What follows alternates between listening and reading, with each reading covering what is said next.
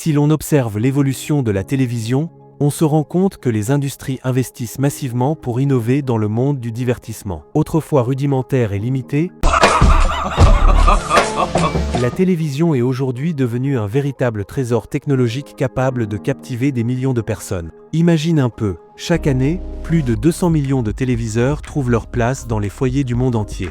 Mais ce qui est absolument captivant, c'est de plonger dans les coulisses et de voir comment ces machines sont assemblées, testées puis emballées dans des usines où chaque geste est millimétré, où humains et robots travaillent en parfaite harmonie pour atteindre des niveaux d'efficacité impressionnants. Mais dis-moi, t'es-tu déjà posé la question de savoir comment ton téléviseur a réellement vu le jour? On a eu la chance de visiter une usine de fabrication de téléviseurs LED pour te dévoiler tous les secrets de leur production.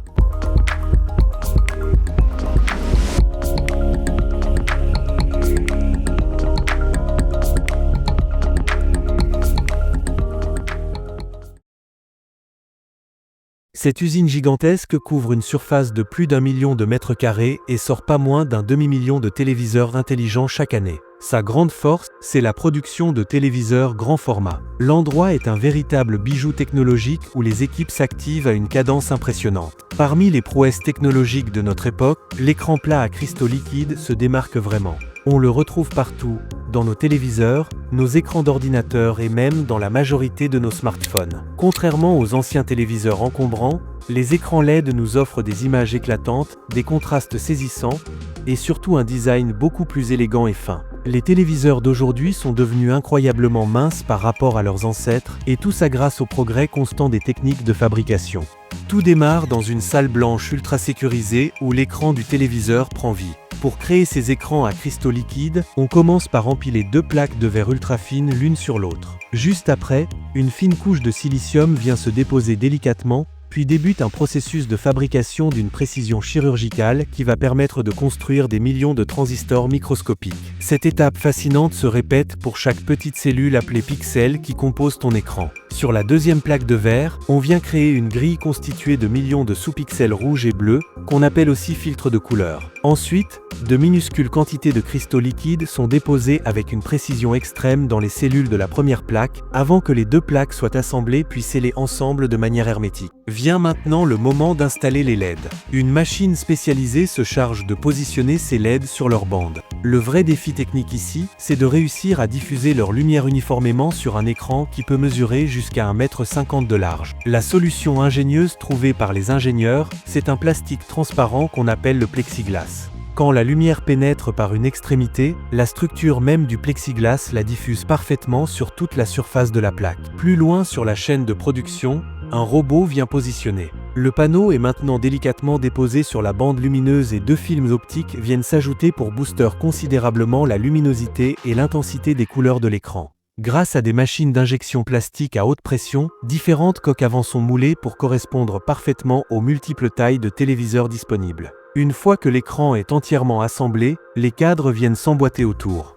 Mais attention, les cristaux liquides ne peuvent absolument rien faire sans électricité.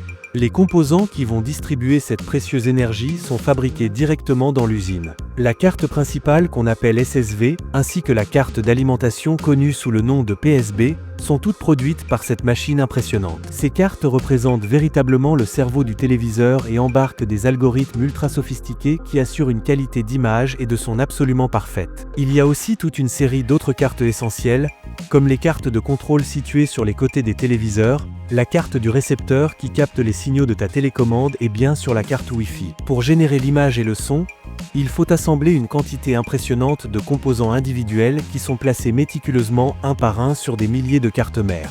Dans cette section de l'usine, les cartes sont complétées en y insérant tous ces composants.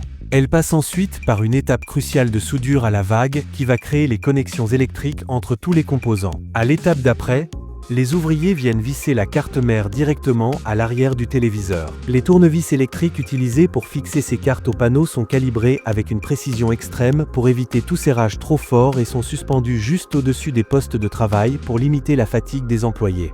Les téléviseurs avancent ensuite vers une zone de test cruciale où tous les logiciels et informations indispensables sont enregistrés dans la mémoire pour permettre à l'appareil de s'allumer correctement. Juste après, les panneaux arrière viennent clore l'assemblage et les téléviseurs entièrement terminés passent par un test rapide des couleurs. C'est à ce moment précis que le téléviseur est placé à la verticale et allumé pour la toute première fois.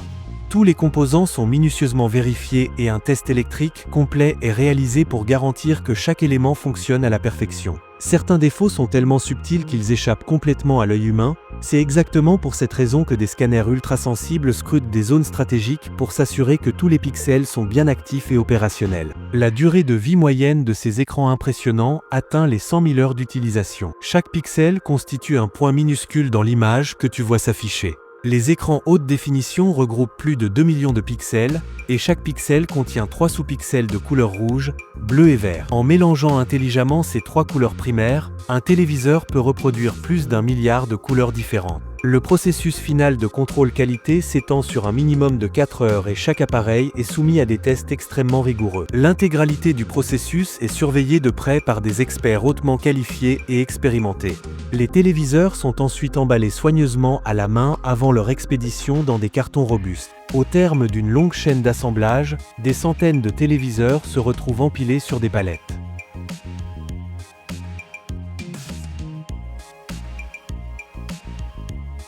Une fois l'emballage terminé, les téléviseurs sont chargés dans des camions et démarrent ainsi leur voyage vers leur futur propriétaire. Voilà le processus complet de fabrication, les Smart TV. Si cette vidéo vous a plu, n'hésitez pas à laisser un like et à vous abonner. J'espère que vous découvrirez comment sont fabriquées les nouilles instantanées dans la vidéo suivante.